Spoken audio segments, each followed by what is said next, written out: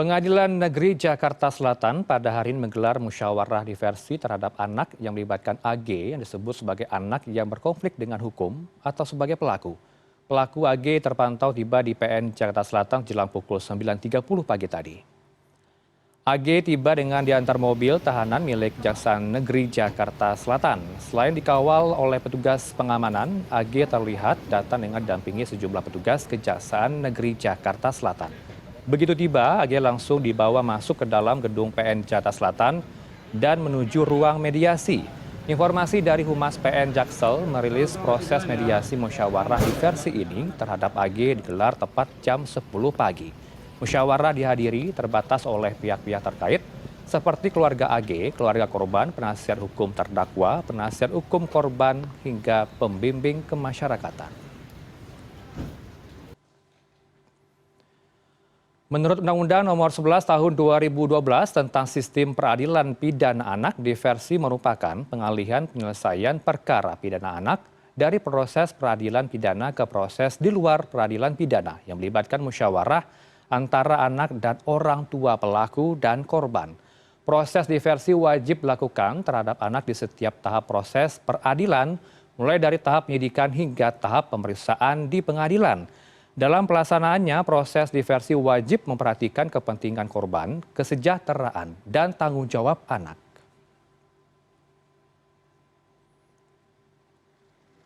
Dengan posisi AG berjalan di depan untuk memastikan bahwa AG yang datang sendiri.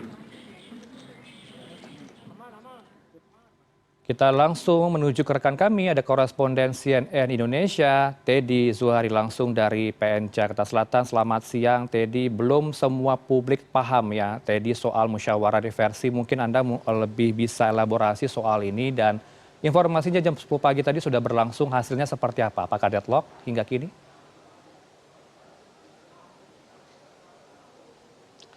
Selamat siang Herano, betul sekali bahwa hari ini di Pengadilan Negeri Jakarta Selatan digelar musyawarah diversi terhadap pelaku anak yang berkonflik dengan hukum yakni AG. Dan informasi terbaru yang baru saja kami dapatkan dari Humas pihak Pengadilan Negeri Jakarta Selatan yang menyebutkan bahwa proses musyawarah diversi ini sudah selesai dan hanya berlangsung sekitar 30 menit atau setengah jam. Proses musyawarah diversi ini mulai dilakukan tepat pada pukul jam 10 pagi waktu Indonesia Barat.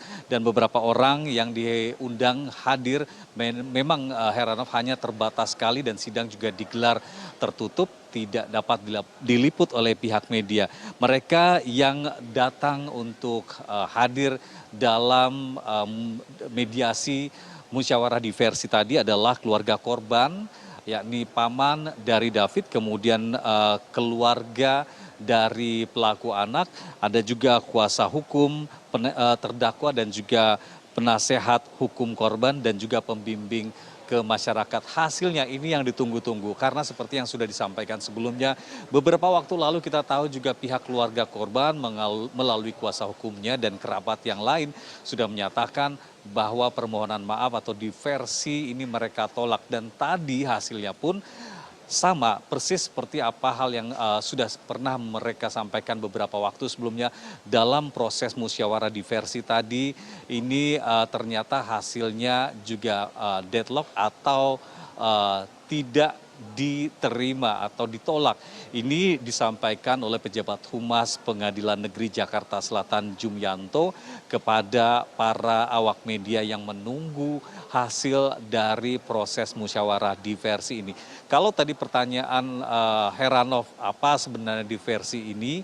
Musyawarah diversi ini memang dilakukan ketika pelaku ini adalah anak yang masih berusia di bawah umur yang memang harus mendapatkan perlindungan dalam proses pengadilan, di mana ini tidak dapat dibuka atau jalannya proses persidangan tidak dapat dibuka untuk umum, hanya pihak-pihak terkait yang diperbolehkan, karena ini juga sesuai dengan pasal 52 Undang-Undang Nomor 11 tahun 2012 yang menyebutkan aturannya seperti itu, tidak dapat dibuka untuk umum, hanya orang-orang terbatas yang bisa ikut dalam proses musyawarah diversi. Musyawarah diversi sendiri ini tetap harus dilakukan sesuai peraturan di mana pihak Pengadilan Negeri Jakarta Selatan tetap melaksanakan proses musyawarah ini walaupun sebelum hasilnya keluar yang kita ketahui bersama tetap ditolak oleh pihak keluarga korban, tapi menurut pihak Pengadilan Negeri Jakarta Selatan mereka tetap harus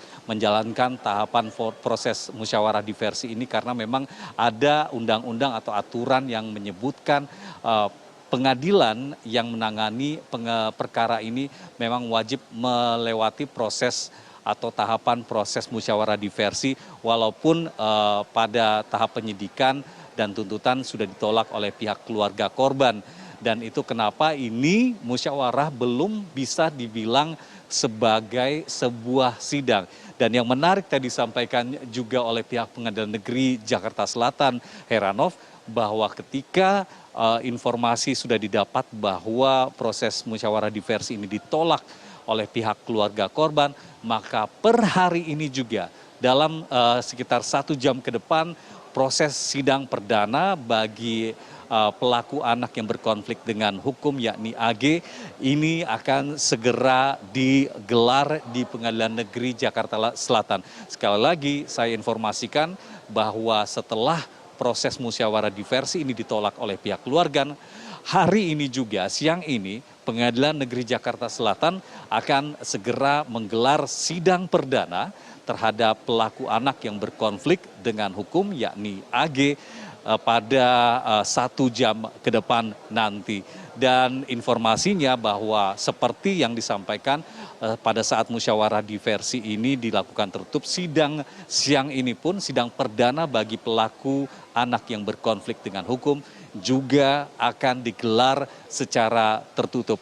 Tadi di gedung Pengadilan Negeri Jakarta Selatan selain banyak dihadiri oleh jurnalis dan awak media, saya melihat juga ada beberapa anggota keluarga kerabat dari korban David juga turut hadir di Pengadilan Negeri Jakarta Selatan walaupun mereka tidak ikut masuk untuk menyaksikan langsung proses dari musyawarah diversi tadi.